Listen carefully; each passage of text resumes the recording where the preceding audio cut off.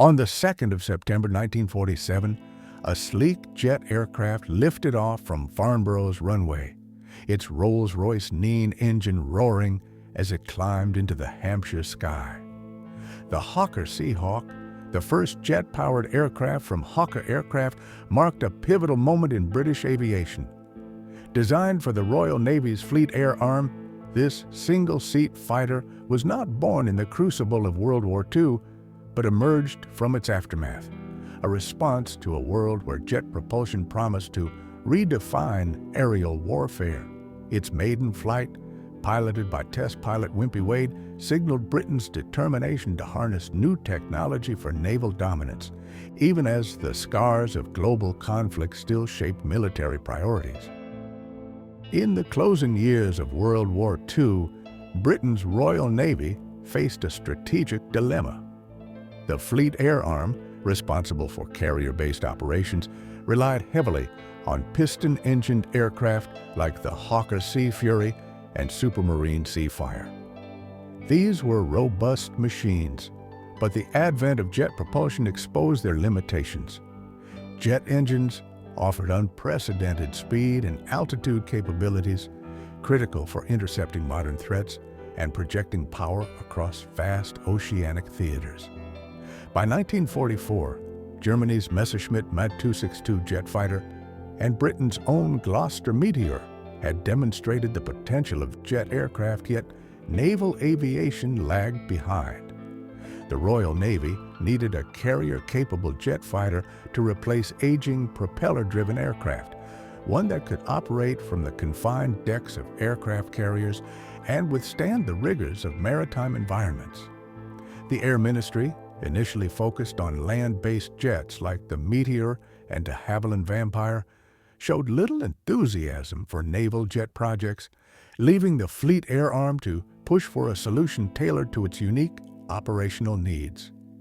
The Hawker Sea, Hawk's origins trace back to 1944, when Hawker Aircraft, under the leadership of Chief Designer Sidney Cam, began exploring jet propulsion. Cam, a veteran aeronautical engineer, had already cemented his legacy with the Hawker Hurricane, which accounted for 60% of Luftwaffe losses during the Battle of Britain. By the war's end, Hawker's design team was stretched thin, producing piston-engine fighters like the Typhoon and Tempest to meet wartime demands. Yet Cam recognized the transformative potential of jet engines.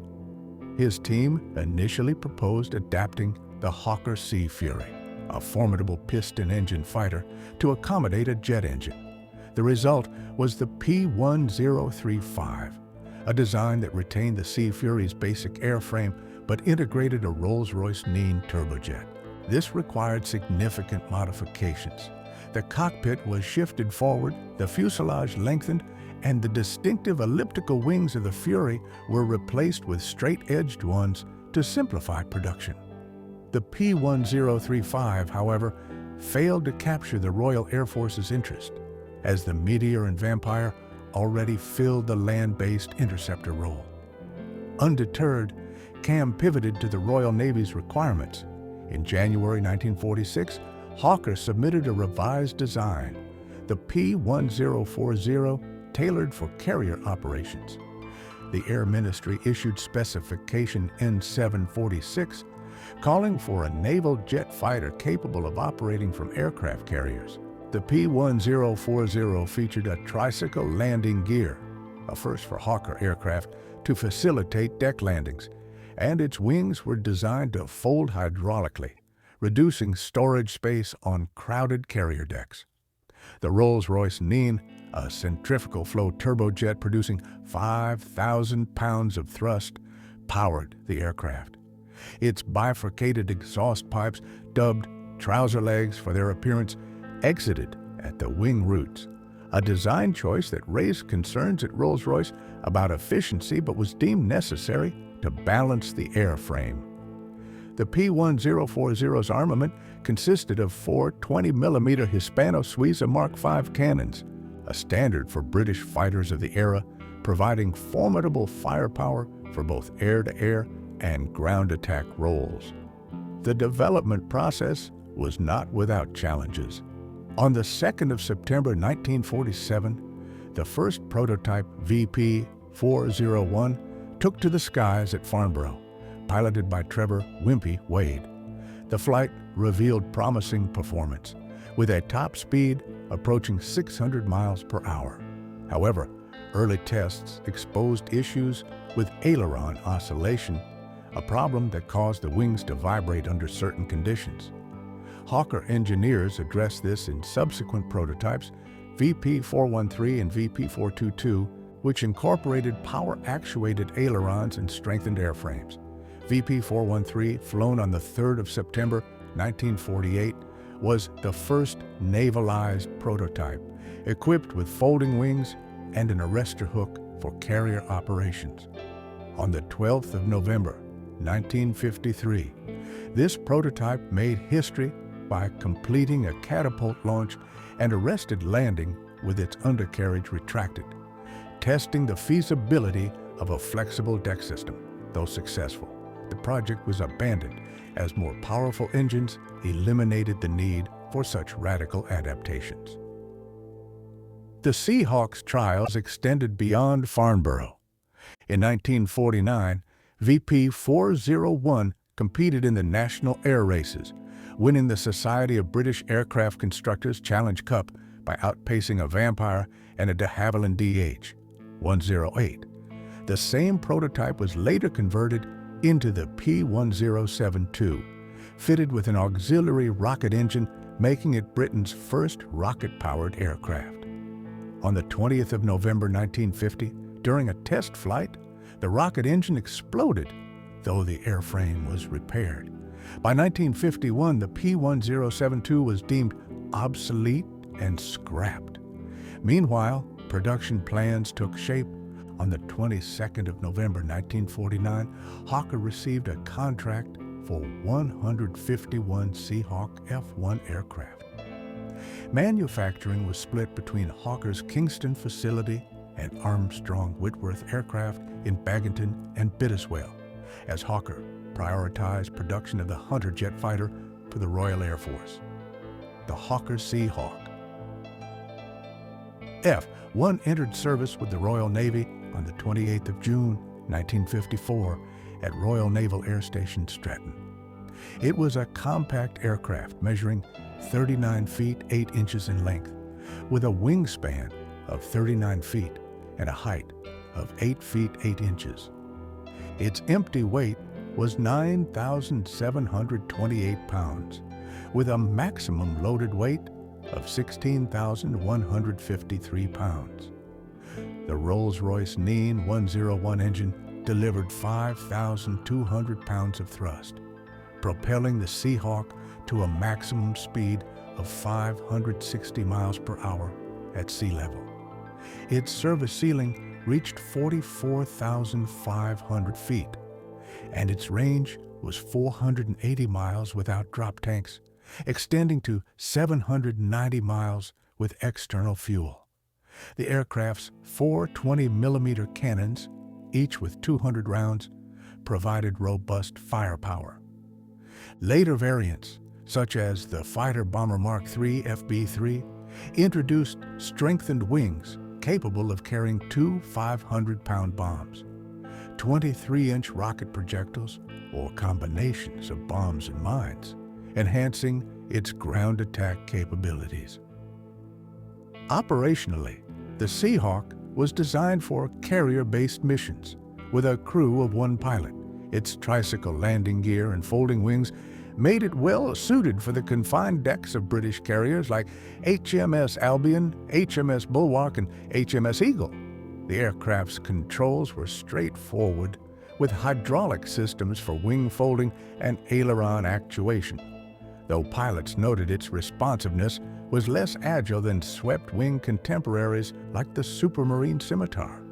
A notable feature was its bifurcated exhaust, which, while unconventional, allowed for a balanced center of gravity. The Seahawk's construction used a stressed skin aluminum airframe with fabric-covered control surfaces in early models, later replaced by all-metal surfaces in variants like the FGA. 6. Production variants evolved rapidly. The F-2, introduced in 1954, addressed aileron issues. The FB-3, first flown on the 21st of March 1954, added ground attack capabilities, and the FGA-6, powered by the Nini 103 engine, became the definitive model, with 101 built by 1956. The Seahawk's combat debut came during the Suez Crisis of 1956, a pivotal moment in post-war British military history. On the 26th of July 1956, Egyptian President Gamal Abdel Nasser nationalized the Suez Canal, threatening British and French economic interests. Britain, France, and Israel devised a secret plan, Operation Musketeer, to retake the canal. The Seahawk, operated by the Fleet Air Arms 800, 802, 804, 806, and 810 squadrons, played a central role. Stationed aboard HMS Albion, HMS Bulwark, and HMS Eagle, Seahawks conducted ground attack missions against Egyptian airfields and infrastructure. On the 5th of November 1956, Seahawks from 806 Squadron, led by Lieutenant Commander John Treacher, struck Al-Maza airfield near Cairo, destroying MiG-15 fighters and Il-28 bombers on the ground. Over the next week, Seahawks flew hundreds of sorties, delivering bombs and rockets with precision. Pilots like Lieutenant Peter Wilson of 804 Squadron reported the aircraft's stability under fire, though its straight wings limited maneuverability against faster Egyptian jets. The campaign showcased the Seahawks' reliability with no losses to enemy action, though one aircraft was damaged by anti-aircraft fire on the 7th of November. Beyond Suez, the Seahawk saw extensive service in export markets. The Royal Netherlands Navy acquired 32 Seahawks in 1957, operating them for the carrier HMS Carol Dorman, formerly HMS Venerable. From 1957 to 1961, Dutch Seahawks conducted patrols during decolonization operations in Indonesia, guarding against insurgent threats. In 1959, the Dutch equipped their Seahawks with AIM-9 Sidewinder missiles, enhancing air-to-air capabilities. By October 1964, the Dutch phased out the Seahawk for anti-submarine warfare aircraft. The Indian Navy, a major operator, purchased 24 Seahawks in 1960, deploying them aboard INS Vikrant, formerly HMS Hercules. During the Indo-Pakistani War of 1965, Seahawks from Vikrant's 14th Squadron conducted reconnaissance and strikes along Pakistan's coast. In the 1971 war, Seahawks, led by Lieutenant Commander Ravi Dhir, sank 12 Pakistani vessels, including gunboats and cargo ships in East Pakistan, now Bangladesh waters. Operating alongside Brigade Ali's aircraft, the Seahawks achieved the war's highest kill ratio, with no losses. A notable incident occurred on the 4th of March, 1976, when Commander Peter Debra of the Indian Navy survived a catastrophic catapult failure aboard Vikrant. His Seahawk sank, and the carrier passed over it, but Debra's ejected underwater, setting a world record for the deepest successful ejection. The Seahawk's production totaled 524 aircraft, including 3 prototypes. Hawker built 151 F-1 models, while Armstrong Whitworth produced the remainder, including 60 F-2, 116 FB-3, and 101 FGA, 6 variants. By 1958, the Royal Navy began phasing out the Seahawk, replacing it with the Supermarine Scimitar and de Havilland Sea Vixen, both featuring swept wings and greater speed. The last British Seahawks served with the Fleet Requirements Unit at Herne until 1969. In India, the Seahawk remained operational until 1983, when it was succeeded by the Sea Harrier. Several Seahawks survive as museum pieces. WM-969 and FB-5 is displayed at the Imperial War Museum, Duxford, having served with 898 Squadron during Suez. Another, West Virginia 908 and FGA-6, resides at the Fleet Air Arm Museum in Yeovilton, restored to its 1958 configuration with 806 squadron markings. In India, in 173 and FGA-6 is preserved at the Naval Aviation Museum in Goa, a testament to its 1971 triumphs. The Seahawk's legacy lies in its role as a transitional aircraft, bridging the gap between piston-engined and jet-powered naval aviation. It was not a revolutionary design, lacking the swept wings or supersonic potential of later jets, but its reliability and versatility made it a workhorse for three navies. Its combat record from Suez to the Indo-Pakistani Wars underscores its effectiveness in ground attack roles, while its export success highlights Britain's post-war aerospace prowess. The Seahawk also paved the way for Hawker's next jet, the Hunter, which adopted lessons learned from its predecessor's design. In an era of rapid technological change, the Seahawk stood as a testament to Sidney Camp's adaptability, ensuring the Royal Navy remained a formidable force at sea. The Hawker Seahawk, born from the ashes of World War II, carried the torch of British naval aviation into the jet age, a sturdy sentinel of the skies.